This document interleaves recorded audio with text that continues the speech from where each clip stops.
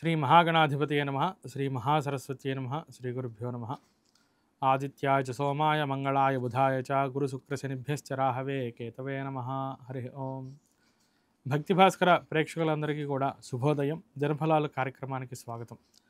ఇవాళ 26వ తారీఖు ఆగస్టు నెల, భాద్రపద మాసం, శుక్లపక్షం, తృతీయ తిథి మధ్యాహ్నం 1:55 వరకు ఉన్నది. మంగళవారం. హస్తా నక్షత్రం పూర్తిగా ఉంటూ ఉన్నది. సాధ్యయోగం మధ్యాహ్నం 12:04 వరకు, గరజకరణం మధ్యాహ్నం 1:55 వరకు, తదుపరి వణిజకరణం రాత్రి తెల్లవారితే 2:46 వరకు, వర్జ్యం మధ్యాహ్నం 12:58 నుండి 2:43 వరకు ఉన్నది. దుర్ముహూర్తం ఉదయం 8:26 నుండి 9:16 వరకు ఉన్నది. పునః దుర్ముహూర్తం రాత్రి 11 గంటల నుండి 11:49 వరకు ఉన్నది. అమృత ఘడియలు రాత్రి 11:28 నుండి 1:13 వరకు, సూర్యోదయం 5:57, సూర్యాస్తమయం 6:22కి, చంద్రోదయం పగలు 8:19, అట్లాగే చంద్రాస్తమయం రాత్రి 8:18. దిన ప్రమాణం 12:25. ఆశ్లేష నక్షత్రం 3వ పాదంలోకి బుధుడు సంచరిస్తూ ఉన్నాడు రాత్రి 7:58. అట్లాగే పుష్యమి 2వ పాదంలోకి శుక్రుడు సంచరిస్తున్నారు మధ్యాహ్నం 3:19. ఇవాళ రోజున శుభ సమయం మధ్యాహ్నం 12:29.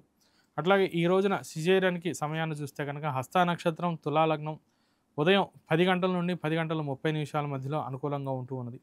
ఈరోజు పర్వదినాలు ఇవాళ ఆబ్దిక తిథి శూన్యతిథి, అట్లాగే సామవేద ఉపాకర్మం ఉంటూ ఉన్నది, తామసమన్వాది, షోడశోమా వ్రతం ఉన్నది, హరితాళికా వ్రతం ఉన్నది, సువర్ణ గౌరీ వ్రతం, అట్లాగే ఇవాళ ప్రదోషం కూడా. శివుని సంబంధించినటువంటి అర్చనలు చేయడానికి, అభిషేకాదులు చేయడానికి ఇవాళ మంచి శుభమైనటువంటి సమయం. ఇక ద్వాదశ రాశులకి ఇవాళ ఎలా ఉండబోతోంది అనేది తెలుసుకుందాం. ముందుగా మేషరాశి. మేషరాశి వారికి షష్ఠంలో ఉన్నటువంటి చంద్ర సంచారం, అట్లాగే ఇక్కడ చతుర్థంలో ఉన్నటువంటి బుధ శుక్రుల యొక్క సంచారం బాగా అనుకూలంగా ఉంటూ ఉన్నది. ఆరంభించినటువంటి పనులన్నీ కూడా సునాయాసంగా పూర్తి చేసుకుంటూ ఉంటారు. ఎటువంటి ఇబ్బందులు ప్రతిబంధకాలు లేకుండా, శత్రుబాధలు లేకుండా పనులన్నీ కూడా జరిగిపోతూ ఉంటాయి. ఇష్టదైవ స్మరణ చేస్తూ ఉండండి. తదుపరి వృషభ రాశి. వృషభ రాశి వారికి ఇక్కడ పంచమంలో ఉన్నటువంటి చంద్ర సంచారం కొంత ప్రతికూలంగా ఉంటూ ఉన్నది. ఇతరుల వల్ల ఏదైనా ఇబ్బందులు కలుగుతూ ఉండటం, లేదా ఎవరో ఏదో చేస్తారని మీరే బాగా భయపడిపోతూ ఉండటం, దానివల్ల ఒక నిర్ణయం తీసుకోలేకపోవడం, ఏ పని కూడా ప్రారంభించలేకపోవడం, ప్రతి దాని గురించి కూడా బాగా స్ట్రెస్ఫుల్గా ఫీల్ అవటం అనేది గమనించవచ్చు. ఆరోగ్యం కొంత ఇబ్బందికరంగా ఉంటూ ఉంటుంది. ప్రతి పనికి కూడా కొంత విఘ్నాలు బాగా ఎదురవుతూ ఉంటాయి. ఆరోగ్య విషయంలో బాగా జాగ్రత్తలు తీసుకుంటూ ఉండాలి. ఆహార నియమాన్ని కూడా కొంత పాటిస్తూ ఉండాలి. గోసేవ చేయండి. అట్లాగే మీరు లక్ష్మీ అష్టోత్తరాన్ని కూడా పారాయణ చేయడం అనేది చాలా శుభప్రదం ఇవాళ. తదుపరి మిథున రాశి. మిథున రాశి వారికి చతుర్థంలో ఉన్నటువంటి చంద్ర సంచారం ఇతరుల్ని నమ్మి ఏదైనా రుణాన్ని ఇవ్వటం కానీ, లేదా ఆర్థిక విషయాల్లో ఇతరులకి డబ్బులు ఇవ్వటమో, లేదా వాళ్ళెవరో వీళ్ళు మంచి వాళ్ళు అప్పిస్తారని అప్పు తీసుకోవటమో, దానివల్ల కొంత ఇబ్బందులు పాలవుతూ ఉండొచ్చు. అటు ఆర్థిక విషయాల్లో కొంత తొందరపడి నిర్ణయం తీసుకోకుండా జాగ్రత్తగా ఆలోచించి తీసుకోవడం అనేది బాగా సూచిస్తూ ఉన్నాం. దుర్గా అష్టోత్తరాన్ని పారాయణ చేయండి. తదుపరి కర్కాటక రాశి. కర్కాటక రాశి వారికి తృతీయంలో ఉన్నటువంటి చంద్ర సంచారం, తృతీయే వస్త్రస్త్రీ ధన విజయ సౌఖ్యాన్ని లభేత్ అని చెప్పారు. అన్ని విధాలా బాగా కలిసి రావటం, తోబుట్టువులతో ఉన్నటువంటి ఏదైనా సమస్యలకు కూడా ఇవాళ పరిష్కారం లభిస్తూ ఉంటుంది. శుభవార్తలు వింటారు. మంగళకరమైనటువంటి కార్యక్రమాల నిమిత్తంగా, శుభకార్యాల నిమిత్తంగా ప్రయత్నాలన్నీ కూడా బాగా సఫలీకృతం అవుతూ ఉంటాయి. అన్ని విధాలా కలిసి వస్తుంది. ఇష్టదైవ స్మరణ చేస్తూ ఉండండి. తదుపరి సింహరాశి. సింహరాశి వారికి ద్వితీయంలో ఉన్నటువంటి చంద్ర సంచారం, దానివల్ల ద్వితీయే మానార్థాన్ గ్లవయతి సవిఘ్నశ్చ భవతి అని చెప్తూ వచ్చారు. అంటే ఆర్థిక విషయాల్లో కొంత జాగ్రత్తలు తీసుకుంటూ ఉండాలి.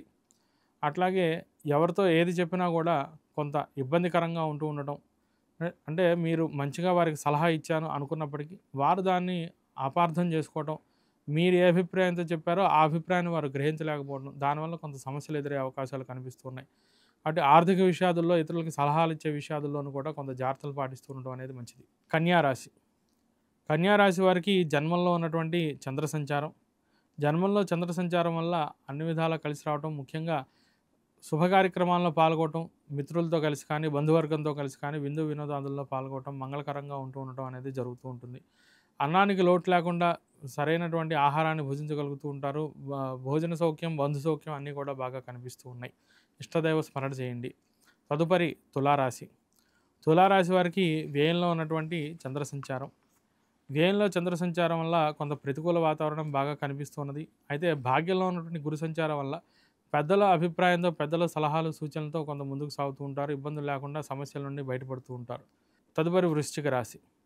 వృశ్చిక రాశి వారికి లాభంలో ఉన్నటువంటి చంద్ర సంచారం, అట్లాగే పంచమంలో ఉన్నటువంటి శని సంచారం ఆర్థికంగా బాగా కలిసొస్తూ ఉన్నప్పటికీ కూడా సంతానపరంగా కొంత మనస్తాపానికి గురవుతూ ఉండటం, వారి విద్యా విషయంలో కానివ్వండి, లేదా వారి వివాహ వ్యవస్థకు సంబంధించే కానివ్వండి, ఏదో ఒక సమస్య బాగా మిమ్మల్ని బాధిస్తూ ఉండటం, దానివల్ల చేసే పనిని ప్రశాంతంగా చేయలేకపోవటం, ఇంట్లో కూడా కొంత మనస్పర్ధలు బాగా పెరగటం, చతుర్థంలో రాహు సంచారం వల్ల కుటుంబ వాతావరణం అంతా కూడా కొంత ఇబ్బందికరంగా ఉండడం అనేది గమనించవచ్చు. అన్ని విధాల అనుకూలత కొరకు నవగ్రహ స్తోత్ర పారాయణ చేస్తూ ఉండండి. తదుపరి ధనుస్సు రాశి. ధనుస్సు రాశి వారికి దశమంలో ఉన్నటువంటి చంద్ర సంచారం, అట్లాగే చతుర్థంలో ఉన్నటువంటి శని సంచారం, ఈ రెండింటి వల్లను కూడా కొంత పనుల్లో బాగా ఆలస్యం అవడం అనేది గమనించవచ్చు. అయితే ఉద్యోగంలో మీకు అనుకున్న పనులన్నీ సాఫీగా సాగిపోయినప్పటికీ కుటుంబ వ్యవహారాల్లో మటుకు పనులన్నీ ఆలస్యం అవుతూ ఉంటాయి. లౌకికమైనటువంటి విషయాలు, కెరీర్ పరంగా ఎటువంటి ఆటంకాలు లేకుండా మంచి ఎదుగుదల అనేది కనిపిస్తూ ఉంటుంది.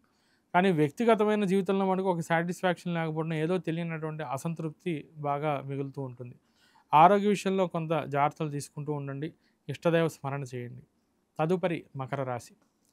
మకర రాశి వారికి భాగ్యంలో ఉన్నటువంటి చంద్ర సంచారం, అట్లాగే తృతీయంలో ఉన్నటువంటి శని సంచారం పనులన్నీ ఆలస్యమైన, బంధువులతో కొంత ఇబ్బందులు, విభేదాలు కలిగినప్పటికీ కూడా ఆఖరణ మీదే విజయంగా ఉంటూ ఉంటుంది. మీ మాటే చెల్లుతుంది. మీరు చెప్పినటువంటి అభిప్రాయమే సరైనటువంటి అభిప్రాయంగా వారందరూ కూడా గుర్తిస్తూ ఉంటారు.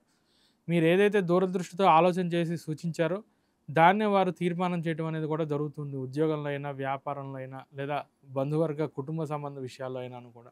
కాబట్టి ఇతరులు ఏదో అన్నారు అని మీరు నిరాశ చెందకుండా మీరంటూ ఒక అభిప్రాయానికి నిశ్చయంగా నిలకడగా కట్టుబడి ఉండి దాన్ని మీరు అమలు చేయడం వల్ల మంచి సత్ఫలితాలు పొందుతూ ఉంటారు. తదుపరి కుంభరాశి.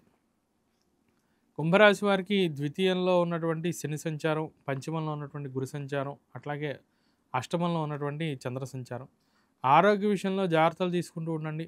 అదేవిధంగా సంతాన విషయంలో కూడా 1-2 సార్లు అన్నీ పరీక్షిస్తూ ఉండండి. వారంతా విద్యా విధానం బాగానే ఉంది, అభివృద్ధి బాగానే ఉంది అన్నప్పటికీ కూడా మరీ పట్టనట్టుగా ఉంటే ఇబ్బంది. కాబట్టి అవన్నీ బాగానే ఉన్నా 1-2 సార్లు మీరే క్రాస్ చెక్ చేసుకోవడం, అన్నీ సక్రమంగా ఉంటున్నాయా లేదా, కుటుంబ వ్యవస్థ సరిగ్గా ఉంటుందా లేదా, ఆర్థిక విషయాల్లో ఖర్చు విషయాల్లో బాగా జాగ్రత్తగా మనం ఆదా చేయగలుగుతున్నామా లేదా, వ్యర్థ ఖర్చులు ఏమన్నా ఉన్నాయా లేదా, 1-2 సార్లు పరిష్కరించుకుంటూ ఉంటే కనుక ఆర్థిక విషయాల్లో ఇబ్బందులు లేకుండా సమస్యలన్నిటి నుంచి కూడా బయటపడగలుగుతూ ఉంటారు. రుణాలు ఇచ్చేటప్పుడు మటుకు 1-2 సార్లు ఆలోచించండి. షష్టంలో ఉన్నటువంటి శుక్ర బుధుల యొక్క సంచారం వల్ల అప్పు మీరు తీసుకోగలగడం ఈజీగా ఉంటుంది, కానీ అప్పు ఇచ్చేటప్పుడు మటుకు కొంత ఇబ్బంది పడుతూ ఉంటారు. అది తిరిగి రావడం కొంత ఇబ్బందికరంగా ఏర్పడుతూ ఉంటుంది. ఇష్టదైవ స్మరణ చేస్తూ ఉండండి. తదుపరి మీనరాశి. మీనరాశి వారికి సప్తమంలో ఉన్నటువంటి చంద్రకుజుల యొక్క సంచారం వల్ల దాంపత్య జీవితంలో కొంత అనుకూలత ఉంటుంది, కొంత ప్రతికూలతను ఉంటుంది. ఒక నిర్ణయం తీసుకునేటప్పుడు ప్రతిదీ కూడా ఒక చర్చనీయాంశంగా మారుతూ ఉంటుంది. అయితే ఆఖరణ ఒక ఏకాభిప్రాయానికి రాగలుగుతారు, కానీ అప్పటిదాకాను కూడా కొంత ఇబ్బందికరంగా ఉండడం అనేది జరుగుతుంది. కాబట్టి ఆ కాస్త సమయం కూడా కొంత సహనం అనేది బాగా అవసరం. సహనంతో వ్యవహరిస్తే కనుక ఇబ్బందులు లేకుండా అన్నీ కూడా సాఫీగా సాగుతూ ఉంటాయి. అదేవిధంగా ప్రయాణాలు బాగా లాభదాయకంగా కనిపిస్తూ ఉన్నాయి. ఉద్యోగ వ్యాపార విషయాలు కూడా బాగా లాభదాయకంగా ఉంటూ ఉన్నాయి. రుణ రోగ శత్రు సంబంధమైనటువంటి అంశాలు, స్థిరాస్తి కొనుగోలు, కోర్టు వ్యవహార, ప్రభుత్వ సంబంధ అంశాలు కూడా అన్నీ కూడా బాగా అనుకూలంగా కనిపిస్తూ ఉన్నాయి. ఇష్టదైవ స్మరణ చేయండి. స్వస్తి.